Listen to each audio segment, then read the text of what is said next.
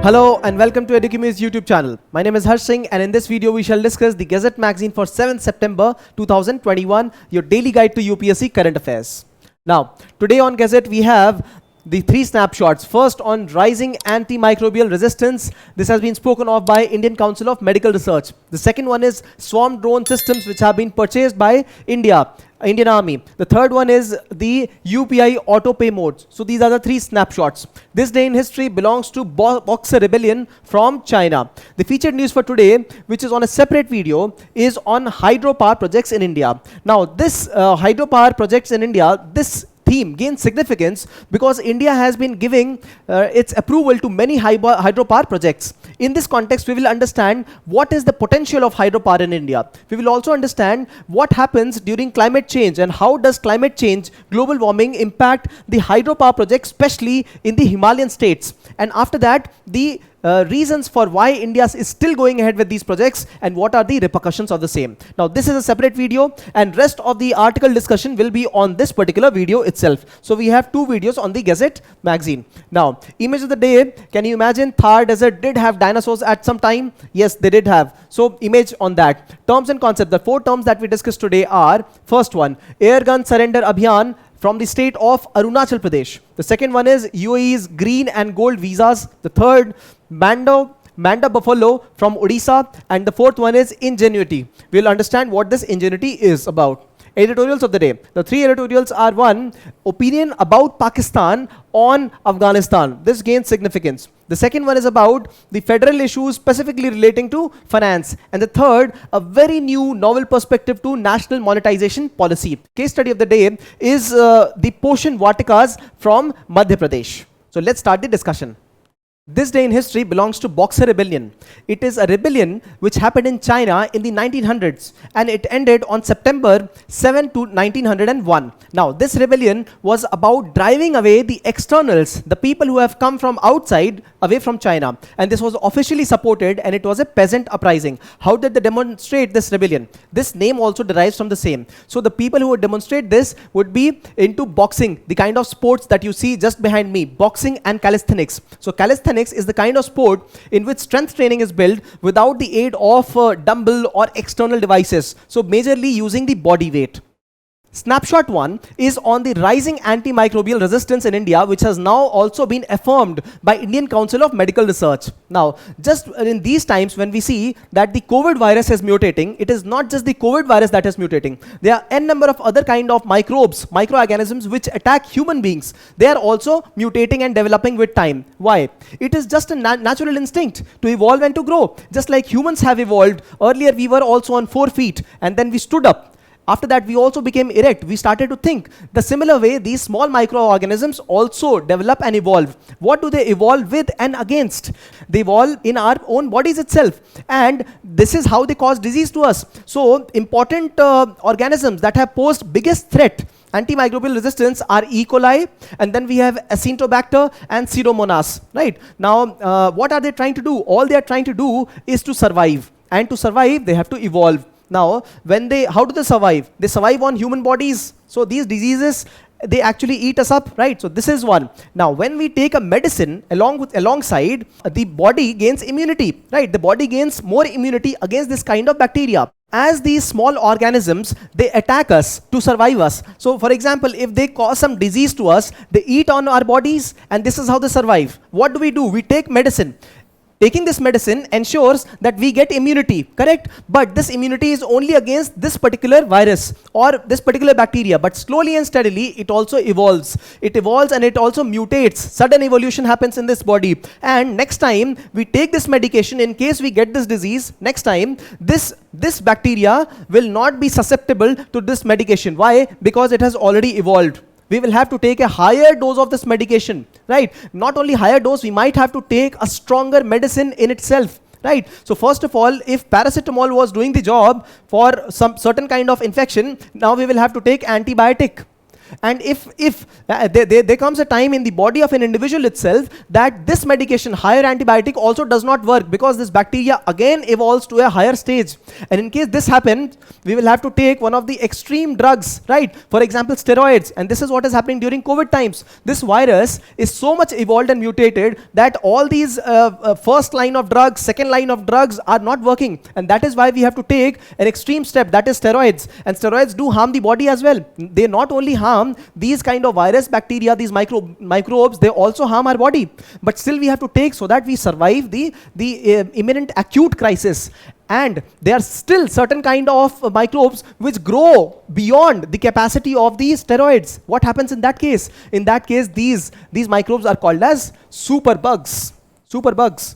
Now, this is what ICMR has saying, that the proportion in which these kind of evolution and the mutation of these bacteria and viruses happening is proportional, especially during COVID times. Also because we have started to take a lot of medication, right? So this is why the important steps that must be taken is to restrict, to curtail at hospitals itself what kind of drug one is taking. The second snapshot relates to swarm drone systems. Indian Army has ordered the swarm drones from the Indian startups. Now, what are swarm drones and what will be they used for? Just like we have these swarms of mosquitoes, right? Binate rehte hain. Swarms of these small insects which are roaming around, we will have swarm drone system as well. It will look like something like this. So we will have multiple number of drones, small drones, and they will be enabled, they will be self-enabled, and there will be a complete biomechanism of how they regulate themselves, right? So this will be in a self-organizing behavior. How do they do that? Now this is how they learn the technology of biomimicry. They will follow how these mosquitoes, how these small insects, how these flies fly. Do they collide with each other? No. But do they coordinate? Yes. So this is how these small drones also will be operating. They will be carrying out various kind of operations, attack operations, and they will also be into surveillance operations, right? So this is how they will be aiding defense and offense technology of the country. Indian Air Force also was to order these, but Indian Army has taken the initiative right now. So in this swarm technology, there is no true leader, right? All of them biomimic and they act along with each other. They will be armed, fully autonomous drone swarms, right? And this is also being run by the government under the program of RMA. This is called as Revolution in Military Affairs. Snapshot 3 is on UPI autopay mode. Now, this is in context of the RBI trying to regulate the various online platforms. For example, the e-commerce platforms, they will not be able to store the card data of its own users. So if I am making some transaction, the data that I have saved will not be put online, right? And this is where auto pay mode becomes more significant. Why? Because earlier when they had this all the data present online, the transactions would be made easier. But since all the data cannot be put online in their websites, it cannot be saved there. Therefore, one can easily make payment through auto pay. And this is where Netflix, Hotstar, they have started to initiate the auto pay mode in their payment systems, right? So auto pay mode right now is applicable for payments less than 5,000 rupees, and already there is doubling of transactions of UPI in the auto pay mode. And this is where the new players, OTT players, have also joined in. Now they will also help in multiple ways. So financial services will be easily available, e-commerce, purchasing for small articles will be made easy, media, transit, online delivery, all of them will be made easier through the auto pay mode. Image of the day is on dinosaurs from India itself. Yes, dinosaurs in the ancient times were present in India itself. This is an image from the Thar region, and we are talking of the Mesozoic era. This is the time when there was a separate Gondwana land, a separate Angara land, and India was not the way it looks right now geographically. So there were two different distant lands, and there was a Tethys Sea in between that, right? And just above the Tethys Sea, where we have the Thar deserts right now, this is where these dinosaurs did exist, and we have this proof right now.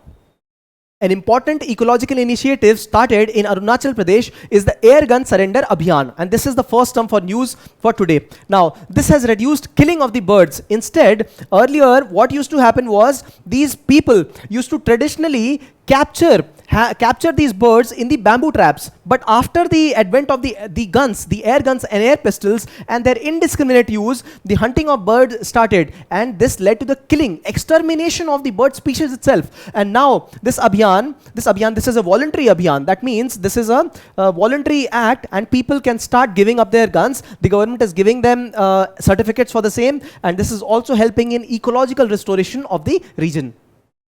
The second term in news is UAE's green and golden visa. Now, this is in context of any person going abroad. When people go abroad, they have to be ascertained that they are good people, people with good character, and people who have decent financial capacity, people who do not have police records. Now, this is where UAE has relaxed these kind of norms. UAE has said that people can travel to UAE for the self-residency purpose. If they are skilled individuals, if they are top students, if they are graduates, and an employer need not sponsor their visa. So when anybody goes abroad, ideally they are sponsored. A person who is residing in that country, or a person who is a citizen of that country, or an employer, a company based in that country, they are the ones who sponsor their visa. And that is the only way I can travel to that particular country. This especially happens in developed countries. Developed countries, for example, America, Canada. So this is the prime condition. Now, UAE has said that no, this time you can travel and you have to self-sponsor yourself, and this is good for the investors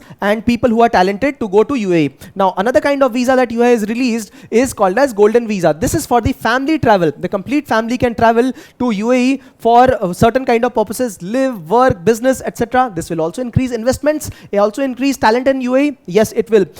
In addition to that, what is the benefit to UAE? Not only the increase in business, but these people will have to have certain minimum investment in the country. And this is how UAE benefits from these kind of visas. Third term in news, I believe, is an important one. This is the Manda Buffalo, and we are talking of Koraput region in Odisha. Now, these buffaloes are important as now they have been listed as the unique breed of buffaloes in India. Why are they unique? They are unique because they are resistant to parasitic infections. Not only that, they are less prone to diseases, and also they work on a low to nil output system, right? So they are very, very productive for Indian ecosystems. Also, they not only provide increase in the nutrition, that means the fat content and the other kind of nutrition in the milk, they also help in the agricultural operations in the rural areas. The fourth term in news is Ingenuity. What is Ingenuity? Ingenuity is the first helicopter that was ever sent to another celestial body. It was sent to Mars, and now it has conducted 12 successful flights. What does it do? Ingenuity clicks photographs and it sends back to the images to Earth. Also, it was sent to Mars by this Perseverance rover. How does it survive till now? It survives on the basis of its solar potential. So it gains solar energy and it keeps moving. The first editorial focuses on what Pakistan gains or loses through its victory in Afghanistan. The editorial begins by saying that Pakistan has received special importance with respect to Afghanistan these days. We have seen how the ISI chief has traveled to Kabul. We have also seen how top regional diplomats have started to speak to Pakistan for the stability of Afghanistan. We've also seen the number of calls that have been made to the Prime Minister and Army Chief of Pakistan. So this increases the relevance of Pakistan, the importance of Pakistan in this specific area, and this is going to stay. Now, this is the kind of tactical and geographical advantage Pakistan has over all the other countries in the region, right? But are these going to be strategic gains for Pakistan? We will see that in a very short while. Now, the editorial moves on to say that the control of Afghanistan in internal dynamics. The editorial continues to say that most importantly what is required is Pakistan to be able to control the internal dynamics of Afghanistan. But we have seen how CIA chief, when he traveled to Afghanistan, his main agenda was two purposes. One was safe evacuation of international people in the country, and the second was future engagement with Taliban.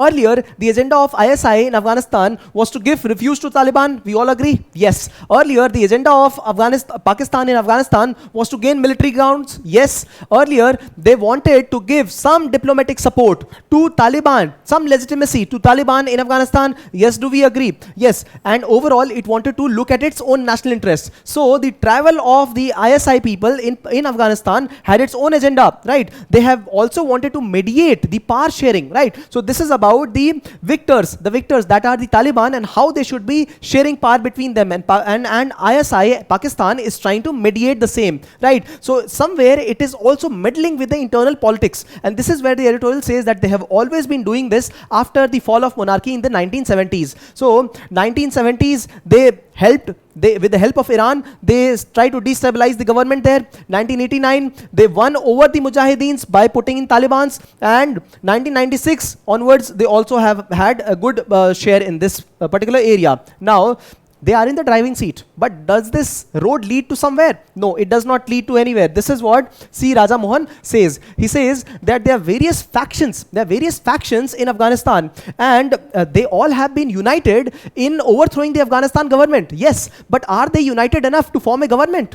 Pakistan has also aided in overthrowing the government, but has Pakistan enabled these factions getting together to form a government? So this is the question that has to be asked. The women's right in the place, amnesty to the people of the previous government, minority groups and international concerns, these are to be addressed, and Pakistan has to play an important role. Since Pakistan is also a participant in the internal economy, internal politics, Pakistan has to play an important role here as well, right? Now the present worldview is that Pakistan, along with China, aided with China, will be able to form a good government and a peaceful society in Afghanistan, right? But the reality is that the spoils of war in Afghanistan, are being utilized by Pakistan, or is Pakistan itself one of the spoils of the war? Why? Because see, Pakistan has itself been overrun by the extreme ideology of Taliban, and this is where Pakistan has gotten behind in the race. Pakistan is already behind in the race as compared to Bangladesh. Its growth rate of economy, Pakistan GDP itself is 10 times less than what is India's GDP. So this is how you can see Pakistan is already behind in the strategic game. The second editorial talks about the fiscal issues in the federal state of India.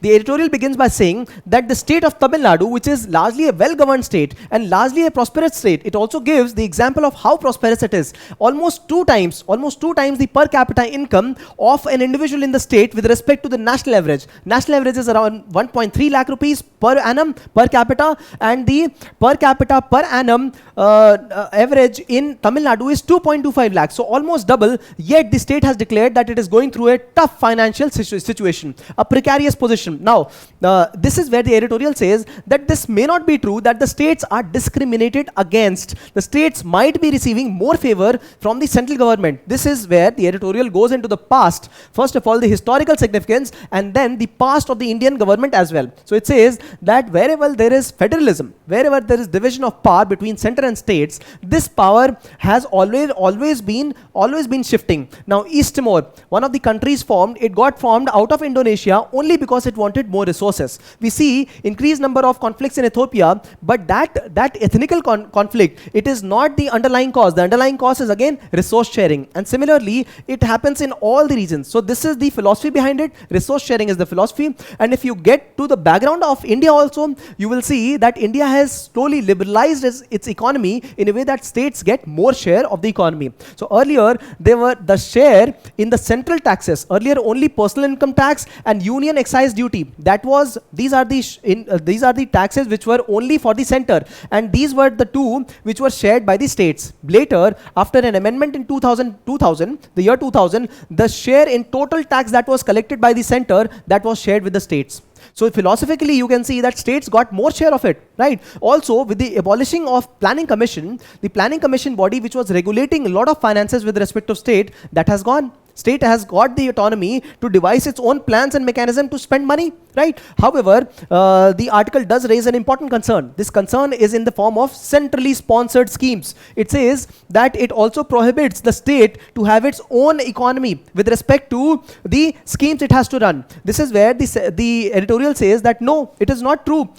Article 282 talks about increasing the grants for public purpose in a particular state, notwithstanding the purpose with respect to which parliament or legislature of state may make laws. So they can actually spend money anywhere they want, and this is where it recommends that the center should give these states an opportunity to be able to spend money in their own way. So the center need not devise the complete scheme. The center can give them options. Which option would you like to choose? Depending on the basket of the schemes, the states can choose their scheme. So this is where autonomy money is given to states also. But one valid concern the article raises is of the collection of taxes. Now, the collection of taxes lately has been in the form of cesses and surcharges. Now, the difference between the GST collection, the goods and service tax collection, is that here the center has to share its fiscal, its gains in the proportion of 41%. This is what goes to the states. But in case of cesses and surcharges, these taxes completely belong to the central government, and this is where it finds some notoriety, some notorious act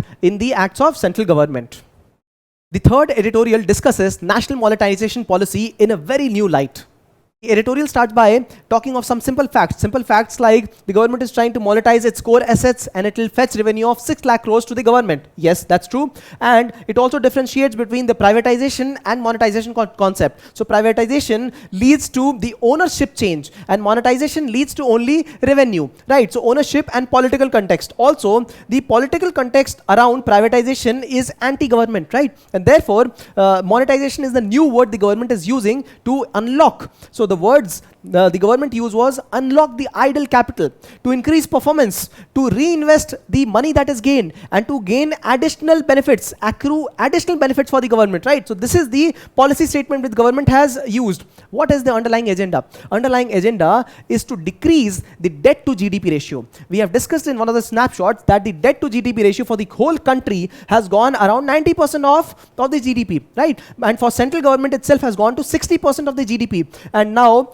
it was just around 1.5 years back, it was 48%. It was right on track, but we have increased. Now this debt will get decreased if the government tries to gain 6 lakh crore rupees from here, right? So this is the prime agenda. The editorial now gets into a very novel idea. It says that these assets which we are trying to monetize right now, which we are trying to ensure that the private players get, and they start to gain some revenue, some profit out of it. Who made these projects? Government made these projects. And whose fund was it utilized? Then it was the tax money, it was the taxpayer money, and these are the public funds which are being utilized. You have utilized public funds and you are utilizing these assets which have been created out of public funds to gain profit. So who is it serving? Earlier it was serving public interest. Earlier these railway infrastructure, highway, power projects, telecom, gas, they were all serving public because it was created out of public money. And now what are we going to do? We are going to ensure that there is profit making. This is going to hurt public itself. So this is against the fundamental principle of welfare state. A welfare state which collected taxes for the welfare of people and now getting into profit making just because the government GDP, debt to GDP ratio has to be decreased. Very, very valid point, right? The editorial further goes on to say that who will it benefit? It will benefit the promoters of that private company which is going to run that project. It will benefit the equity holders, not the public. Right, and this is where the editorial again goes on to say that we have seen this very well in the steep increase of the power projects prices. So when the distribution companies, they were privatized, there was a steep increase in the power prices in those particular provinces, those regions. And this is a very good example. We might as well see increase in prices of railway, highway, power projects, telecom, etc. I remember in one of the feature article, I did speak that this will lead to increase in efficiency, but competition efficiency will also increase the amount they gain, the revenue and the profit. So who will suffer? The public will suffer. This is one of the side effects, right? The editorial again says another very, very valid point. It says that the large Indian companies, they are reporting less taxes, less profit. They are reporting less profit so that they may be taxed at lesser amount. This is what has been found in the last 15 years. The editorial again goes into a very valid point. It says that we are talking of PSU efficiencies and therefore we are giving these projects to the large companies. But see, look at the efficiency of the PSUs. Only 28% loss-making PSUs exist in India as compared to the large companies which are 51% in proportion as compared to the PSU inefficiencies. So who should be given these projects? Why should we privatize this? Why should we monetize this with the utilization of the private capital?